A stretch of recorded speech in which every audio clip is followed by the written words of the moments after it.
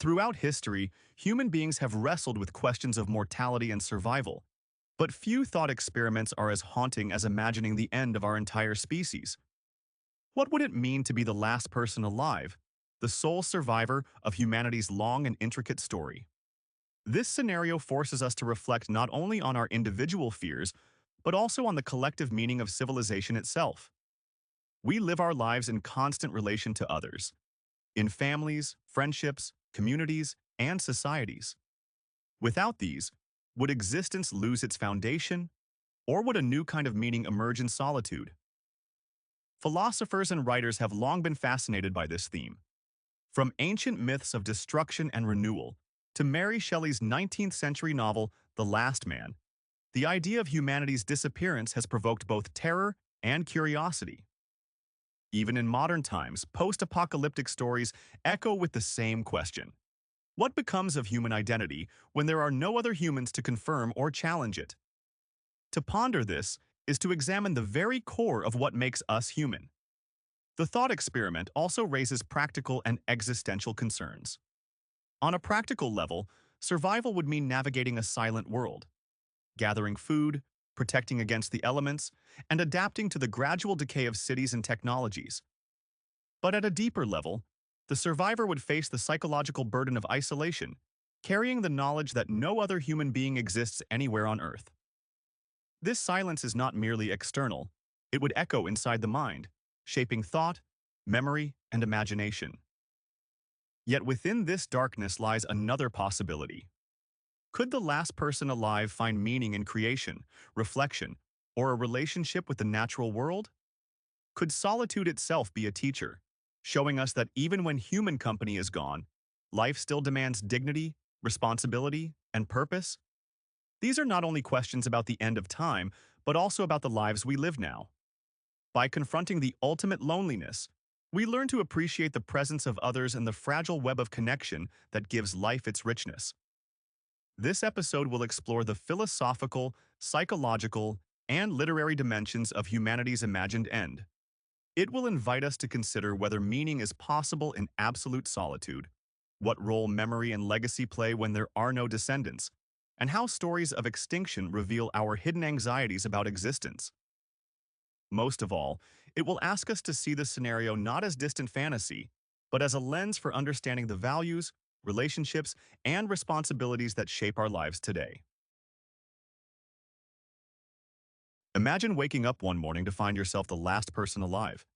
The silence would be overwhelming, pressing in on you from every side. Streets that once bustled with life would now stand still, lined with empty cars and crumbling buildings. The voices, laughter, and conflicts that once filled the air would vanish, replaced only by the sound of wind, birds, and the distant creak of abandoned structures. At first, this silence might feel liberating, the end of all human noise and demands. But quickly it would turn into a haunting reminder of absolute solitude. Philosophers call this a radical thought experiment, one that strips away the social fabric we take for granted, leaving us to confront existence in its barest form. What would life mean without conversation, without shared experience, without the comfort or even the challenge of another human gaze? For many, identity itself is shaped in dialogue with others. If no one else remains, do you still have a self in the same sense? Or does the self collapse without community? Literature has often imagined this scenario. Mary Shelley's The Last Man painted a world emptied by plague, where the protagonist wanders as a witness to loss. In more recent works, such as Richard Matheson's I Am Legend, the last human confronts not only loneliness but also the terror of being the final representative of humanity in a hostile world. Even poets like Kahlil Gibran, when speaking of solitude and seclusion, suggest that in the deepest isolation, one confronts truths that are hidden in crowds. The last person alive would embody the ultimate solitude, the most profound test of endurance and meaning. Yet this scenario also forces us to think practically. Would the last human spend days scavenging for food, maintaining shelter, and avoiding hazards? Would they try to preserve knowledge, leaving messages behind in books, carvings, or recordings, even if no one might ever read or hear them? Or would they turn inward, focusing on memory and imagination as the final companions of consciousness. The scenario is not only a nightmare but also a mirror, reflecting our deepest questions about survival, purpose, and the fragile bonds of civilization. Ultimately, imagining the last person alive is not simply about catastrophe. It is about rediscovering what we value most while we still have it. To think through the silence of the last human is to confront the importance of community, creativity, and love. And perhaps by wrestling with this vision of an empty earth, we gain a clearer sense of why humanity matters, and why each connection, however small, is worth cherishing in the present moment. When we think about meaning, we often imagine it as something shared. We find purpose in relationships, in the exchange of ideas, in the legacy we leave behind for others to remember. But if you were the last person alive, the possibility of leaving a legacy vanishes. No one would remain to hear your words, to remember your name, to carry your story forward. The philosopher Jean-Paul Sartre suggested that existence precedes essence. Meaning is not given but created. Yet if existence continues in utter isolation, is it still possible to create meaning that resonates? Some philosophers, like Albert Camus, might argue that even in this radical solitude, life can have value if you embrace it authentically. His idea of the absurd, the tension between our search for meaning and the universe's indifference, becomes magnified when you are alone. The last human would embody this absurdity, forced to confront whether life itself is enough, even without recognition or community. Religious traditions provide their own perspectives. Christianity emphasizes humanity's value as made in God's image, suggesting that meaning could persist even without others. Buddhism, on the other hand, might see this solitude as an opportunity to experience impermanence directly and seek enlightenment in detachment. Islam reminds us of accountability before God, even if no one else is left to judge or witness. Literature wrestles with this too. Kahlil Gibran in Solitude and Seclusion portrays isolation as both painful and purifying, a place where one can confront the self without distraction. T.S. Eliot's The Wasteland gives us a haunting vision of desolation, where silence and emptiness are more than physical. They reflect inner states of despair. And in Daniel Defoe's Robinson Crusoe, though not the last human, the central figure must build meaning from survival and imagination when society is stripped away. The question becomes, do we live for others, or is there a spark of meaning that exists even if the world does not see it? For the last person alive, this question would not be theoretical but painfully real. Each day would test whether breath, memory, and awareness are enough to justify being. In this sense, the thought experiment does not only reflect extinction, it reflects the fragility of meaning in our own lives, reminding us how deeply it is bound to connection, legacy, and love. Identity is not static. It is shaped in constant dialogue with others. Our friends, families, and communities reflect back to us who we are, affirming and challenging our sense of self. Without that mirror, what happens to identity? The last person alive would find their selfhood tested in ways we can hardly imagine. Are you still yourself when there is no one left to recognize your name, your history, your habits? The Ship of Theseus thought experiment asks whether an object that has had all its parts replaced remains the same object. Applied here, we might ask, if every memory fades and no one else carries a story of you, do you still remain the same person? Memory becomes the only thread linking past, present, and self. Literature often shows us characters wrestling with legacy in isolation. In Solitude and Seclusion, Kahlil Gibran suggests that identity deepens in silence, when freed from the noise of others. Jorge Luis Borges, in stories like Funes the Memorious, portrays the blessing and curse of memory, hinting at how fragile identity becomes when memory falters or overwhelms. Religious views weigh in as well. Christianity suggests that God's knowledge of you preserves identity beyond human memory. Buddhism reminds us that the self is always in flux, a collection of changing processes rather than a permanent core. Solitude might expose that illusion more directly. Islam emphasizes the eternal record of human deeds, written beyond human remembrance. For the last person alive, legacy would no longer be external. It could only exist in writing carved on stone, recorded in abandoned media, or perhaps in prayers directed to a transcendent witness. But even then, the haunting question remains. If no one will ever read, hear, or see, does the act of preserving legacy matter? Perhaps it does, for the act itself shapes the one who performs it. Even at the end of humanity, the attempt to preserve meaning may be a final affirmation of selfhood and dignity. The scenario of the last human alive is not just a story of science fiction.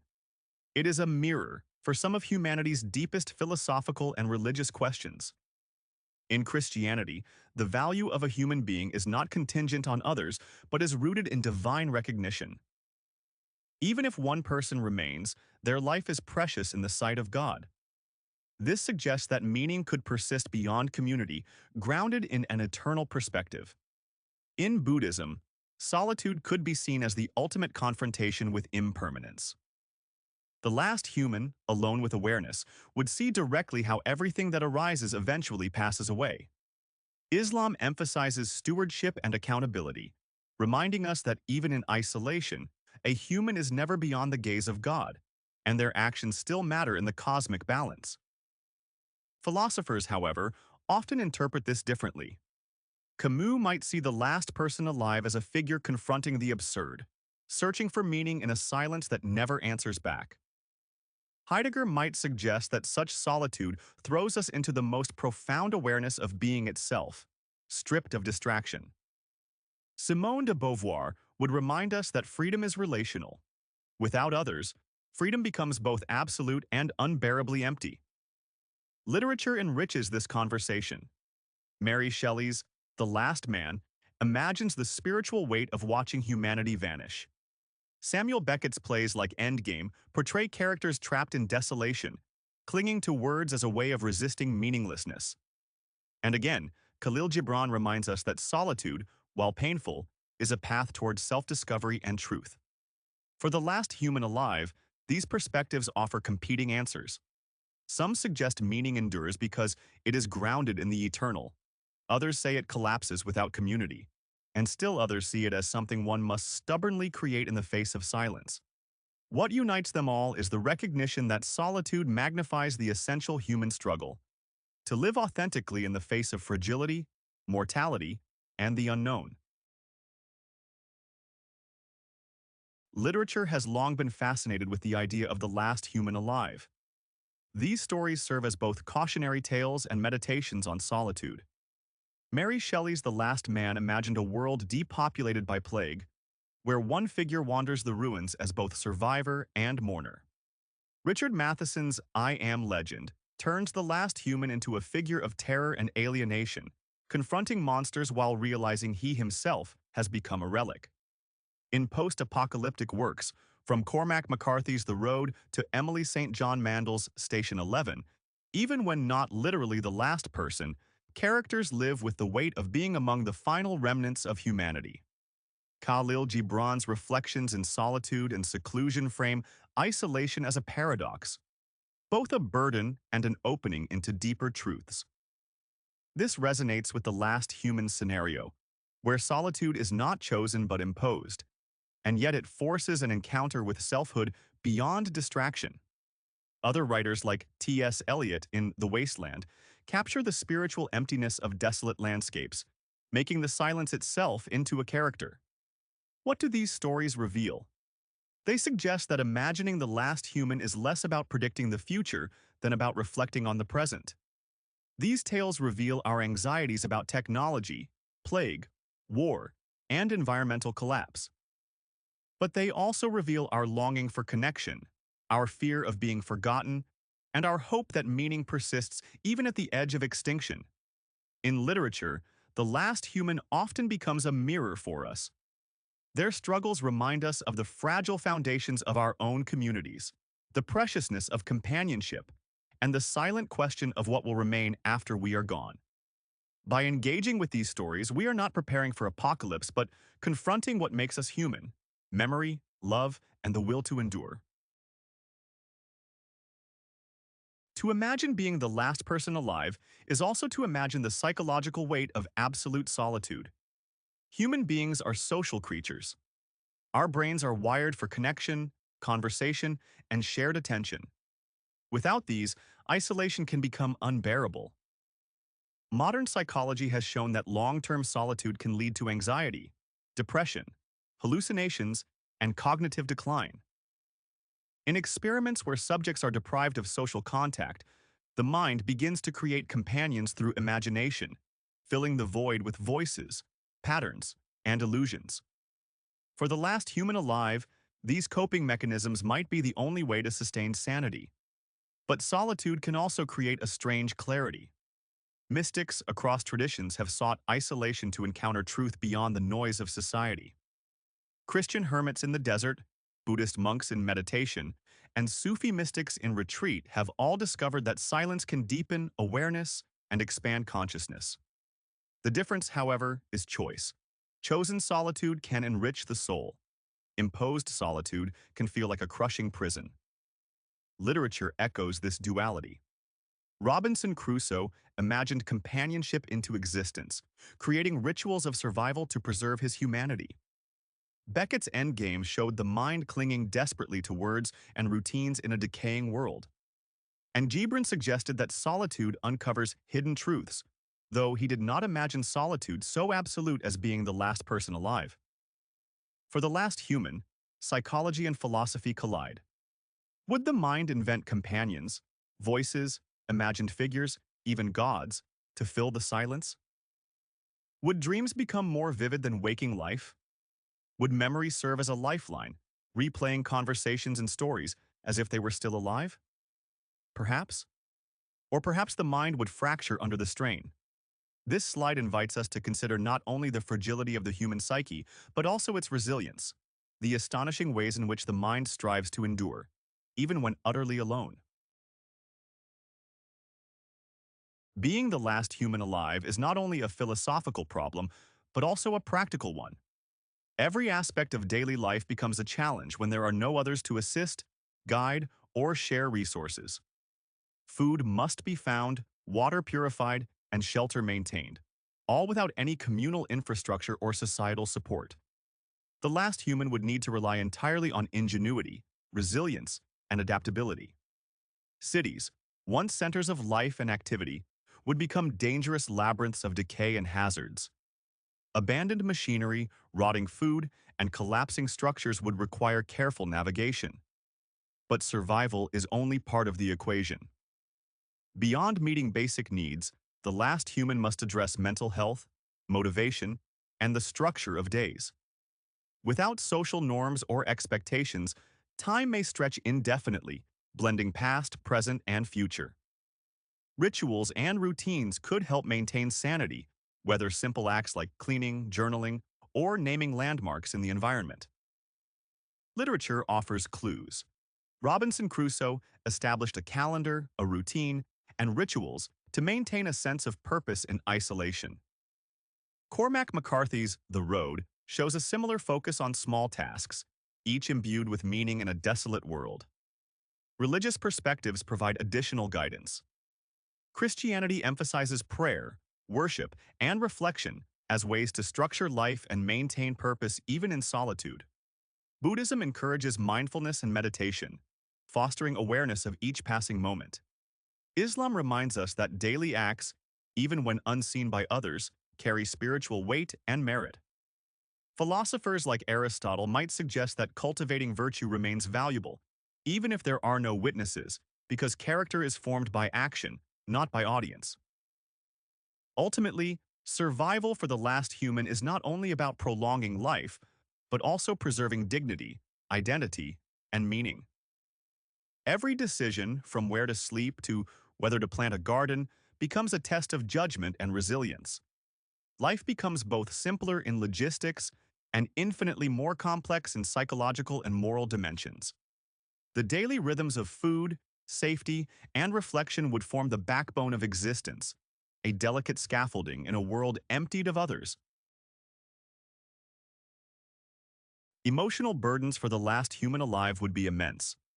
Grief for lost family, Friends and society would be constant. Memories would become both a solace and a torment, reminders of love, joy, and connection that no longer exist. Loneliness might lead to despair, anger, or apathy. The last human would face moral questions that have no precedent. To whom does one owe responsibility when no one else exists? Is it ethical to use remaining resources freely, knowing no future generations will suffer? Philosophers like Kant suggest that moral duty exists independently of consequences or observers, but such rules may feel abstract when no community exists to enforce them. Religious traditions offer a framework for moral action. Christianity suggests that moral law persists because God witnesses every act. Buddhism would advise acting with compassion, even in the absence of others, as practice for personal clarity and the cultivation of virtue. Islam emphasizes accountability, reinforcing that all deeds matter regardless of human presence. Literature often explores similar questions. Mary Shelley's The Last Man portrays a protagonist wrestling with ethical dilemmas in an empty world, reflecting both grief and the drive to maintain moral integrity. Emotional endurance would be as important as physical survival. Daily life would require balancing routine with imagination, memory with adaptation. Small joys, observing nature, creating art, journaling, could become essential lifelines to maintain hope. The psychological strain would be profound. Solitude magnifies self-reflection, which can either deepen insight or amplify despair. In the end, the last human's emotional and moral challenge is not merely survival, but sustaining a meaningful existence that honors both their own humanity and the absent humanity of the world. Each choice, each reflection, and each act of care becomes an affirmation of life in a world stripped of witnesses. With human society gone, the natural world would reclaim cities, roads, and farms. Flora and fauna would flourish without human interference, creating a complex ecosystem that could feel both threatening and comforting. The last human would confront the rhythms of the natural world directly. The changing seasons, the migrations of animals, the unpredictability of weather. Nature could serve as a teacher, offering patterns, cycles, and lessons in adaptation that human culture often shields us from. Philosophers like Thoreau and Rousseau long argued that solitude in nature fosters self-knowledge and moral clarity, and the last human would experience this on a profound scale. Animals could become companions or sources of challenge. Observing wildlife might provide both connection and a reminder of survival instincts. Plants and ecosystems would offer sustenance, but the last human would need knowledge to harvest safely. Literature often frames this interaction with nature as both beautiful and harsh. In The Road, McCarthy portrays the struggle to coexist with a ravaged natural world. Shelley's The Last Man hints at nature's persistence as both witness and adversary. Religious perspectives offer insight as well. Christianity sees nature as God's creation, worthy of reverence. Buddhism emphasizes harmony with living beings. Islam stresses stewardship and recognition of interconnected life. These frameworks could guide the last human's ethical interactions with the environment, suggesting that moral responsibility extends beyond humans to the world itself. The solitude of humanity could transform the last human's relationship with the earth. Without social distraction, nature becomes both companion and canvas. It might inspire wonder, reflection, and gratitude, offering a lifeline of meaning and beauty. In some ways, the natural world may be the last remaining community, a living, responsive network that requires observation, understanding, and respect. The last human alive would become the sole repository of human history and culture. Memory and storytelling would be their only companions in a world devoid of peers. Every memory of conversation, art, music, and literature would carry enormous weight, not just as personal recollection, but as the last testament of a vanished civilization. Literature, philosophy, and oral traditions would become urgent treasures, even if there is no one left to hear or read them. Philosophically, this raises questions about the nature of narrative and consciousness.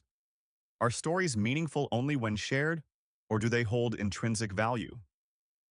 Aristotle argued that humans are storytellers by nature. Even in isolation, the act of recounting events, imagining past lives, or creating new tales may sustain identity. Joseph Campbell's hero's journey reminds us that narrative offers structure, purpose, and transformation, and the last human might use these frameworks to understand and give shape to experience.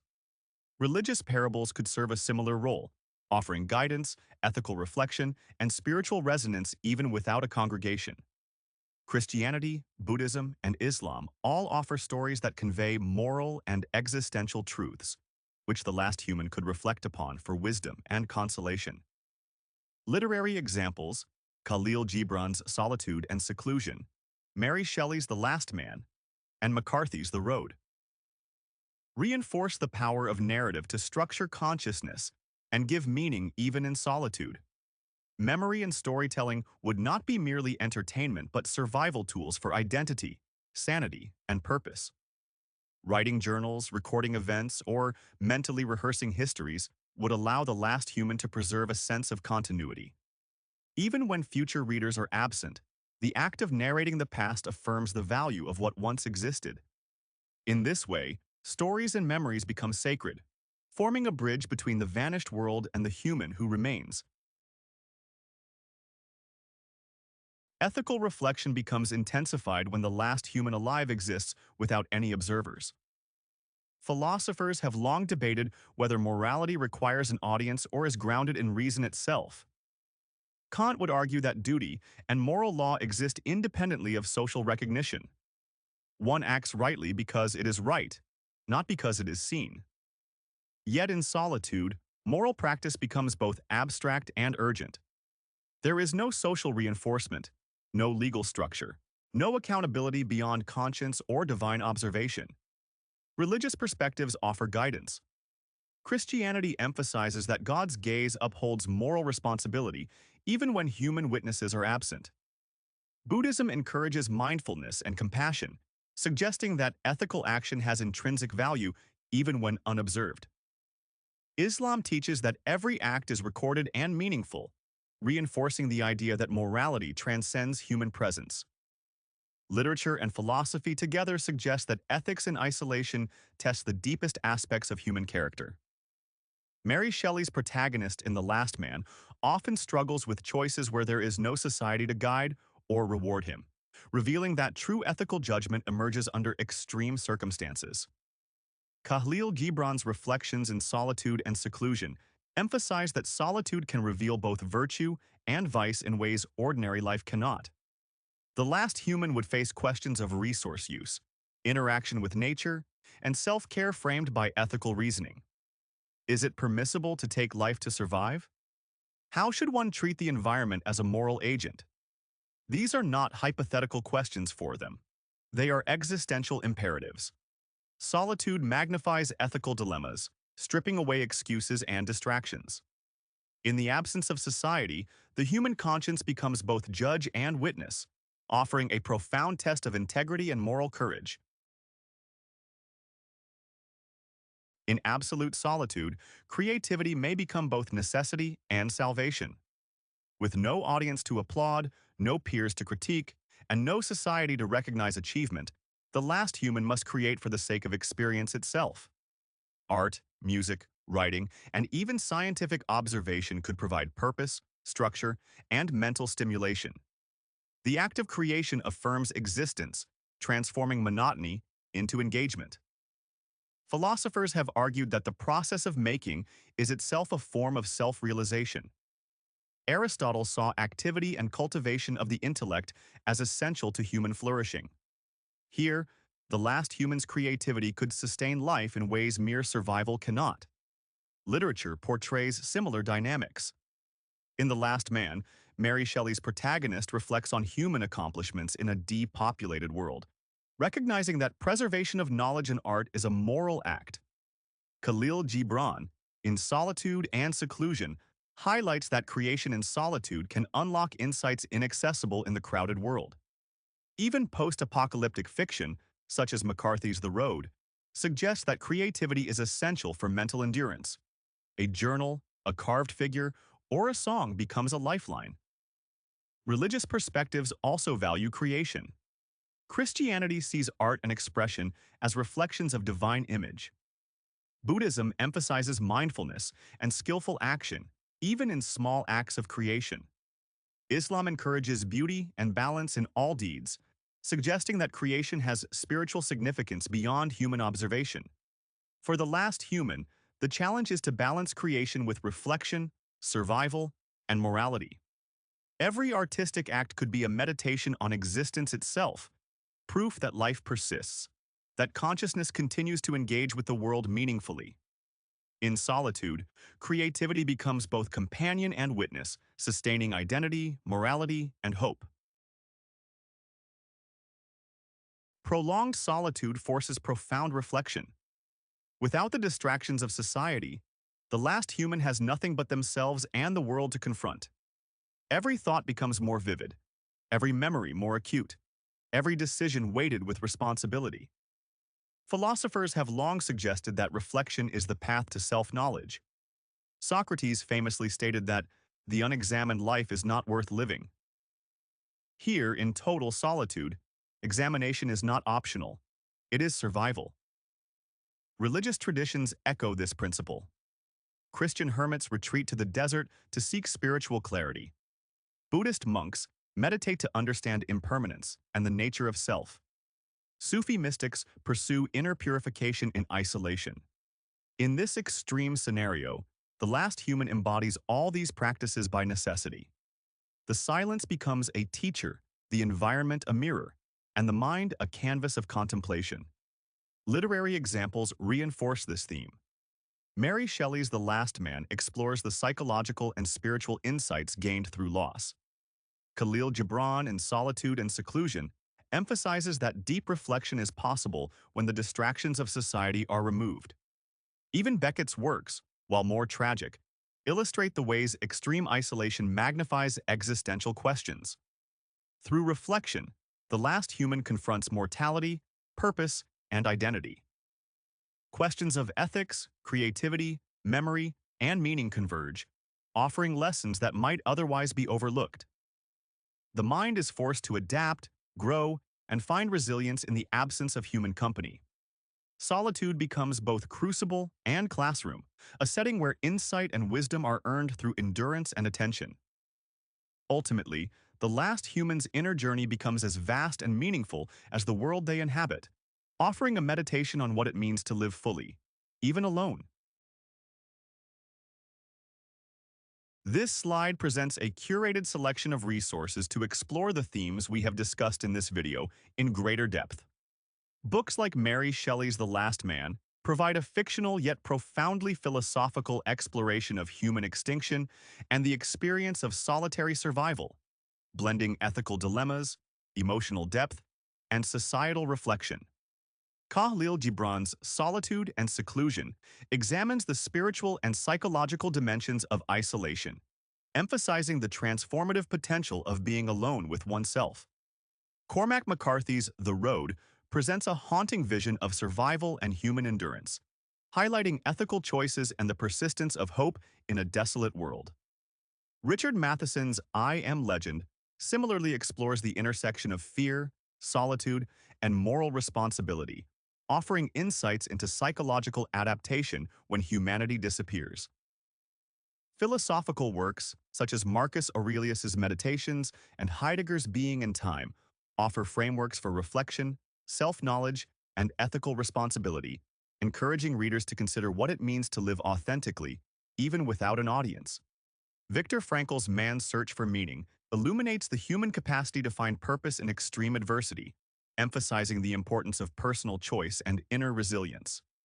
Joseph Campbell's The Hero with a Thousand Faces provides insight into narrative and myth, showing how storytelling shapes understanding, identity, and the human journey, which can be particularly powerful in solitude.